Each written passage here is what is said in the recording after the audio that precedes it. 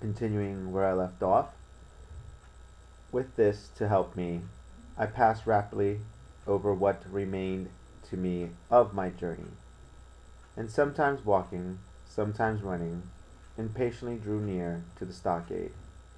Yet, as I began to thread the grove that lies before it, I was not so thoughtless but that I slacked my pace and went a trifle warily. It would have been a poor end of my adventure to get shot down by my own party in mistake. The moon was climbing higher and higher. Its lights began to fall here and there in masses through the more open districts of the wood, and right in front of me a glow of a different color appeared among the trees. It was red and hot, and now and again it was a little darkened as it were the embers of a bonfire smouldering. For the life of me I could not think what it might be. At last I came right down upon the borders of the clearing. The western end was already steeped in moonshine.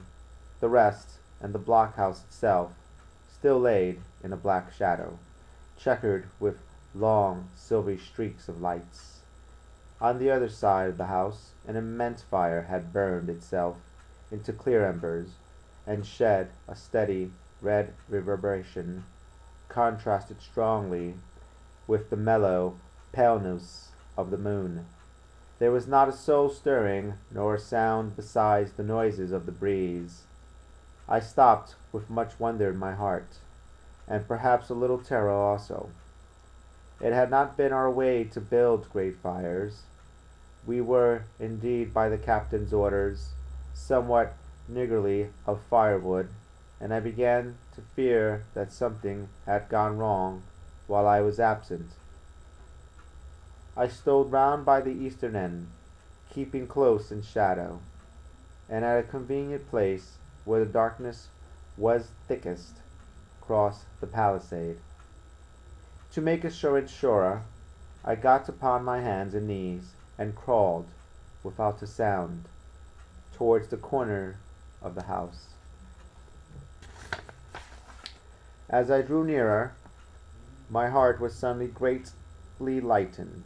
It is not a pleasant noise in itself, and I have often complained of it at other times, but just then it was like music to hear my friends snoring together so loud and peaceful in their sleep.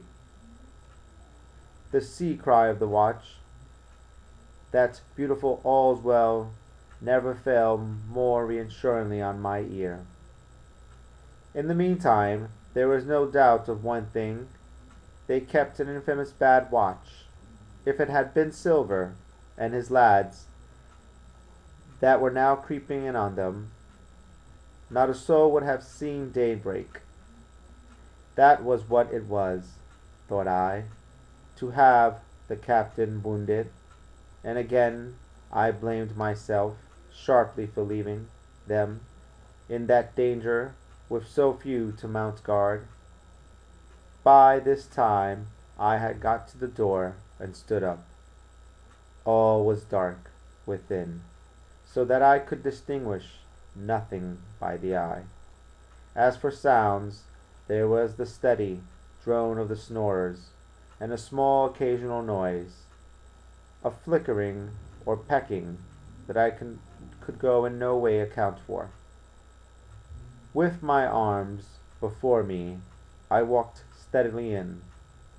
I should lie down in my own place, I thought with a silent chuckle, and enjoy their faces when they found me in the morning.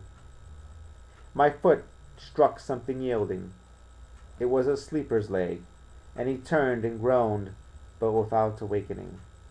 And then, all of a sudden, a shrill voice broke forth out of the darkness. Pieces of eight, pieces of eight, pieces of eight, pieces of eight, pieces of eight, and so forth, without pause or change, like the clacking of a tiny mill. Silver's green parrot, Captain Flint! It was she whom I had heard pecking at a piece of bark.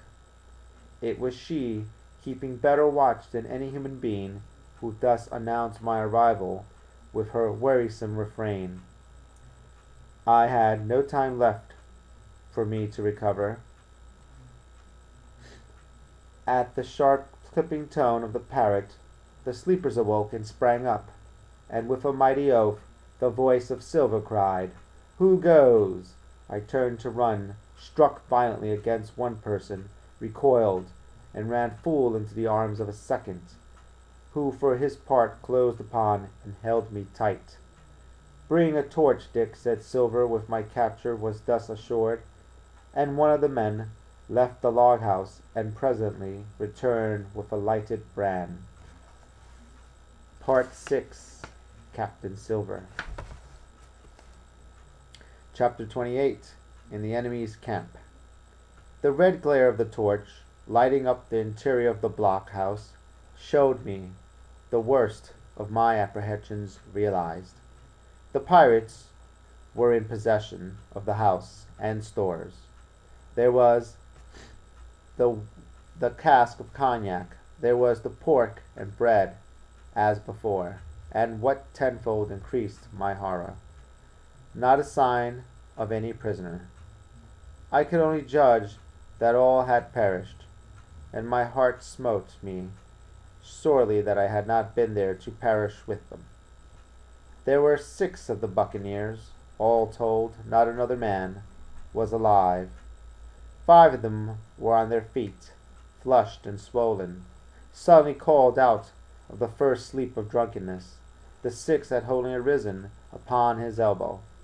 He was deadly pale, and the blood-stained bandage round his head told that he had recently been wounded, and still more recently dressed.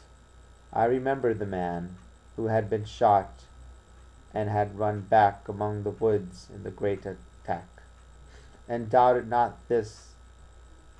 that was he. The parrot sat, preening her plumage, on Long John's shoulder. He himself, I thought, looked somewhat paler and more stern than I was used to. He still wore the fine broadcloth suit in which he had fulfilled his mission, but it was bitterly the worse for wear, daubed with clay and torn with the sharp briers of the wood. "So," said he, "here's Jim Hawkins. Shiver my timbers! Drop in like, eh? Well, come, I take that friendly." And thereupon he sat down across the brandy cask and began to fill a pipe. "Give me a loan of the link, Dick," said he, and then, when he had a good light, "That'll do, lad," he added. "Stick the glim in the wood heap. And you, gentlemen, bring yourselves too. You needn't stand up for Mr. Hawkins. He'll excuse you. You may lay to that. And so, Jim," stopping to tobacco, "here you were, and quite a pleasant surprise for poor old John. I see you were smart when I first set my eyes on you, but this here gets away from me clean, it do." To all this, as may be well supposed, I made no answer. They had set me with my back against the wall, and I stood there, looking Silver in the face, pluckily enough, I hope, to all outward appearance, but with black despair in my heart. Silver took a whiff or two of his pipe with great composure, and then ran on again. "Now you see, Jim, so be as you are here," says he, "I'll give you a piece of my mind. I've always liked you, I have, for a lad of spirit, and the picture of my own self, when I was young and handsome. I always wanted you to jine and take your share, and die a gentleman, and now, my cock, you've got to. Captain Smollett's a fine seaman, as I'll own up to any day, but stiff on discipline. Duty is duty," says he, "and right he is. Just you keep clear of the captain. The doctor himself is gone dead again.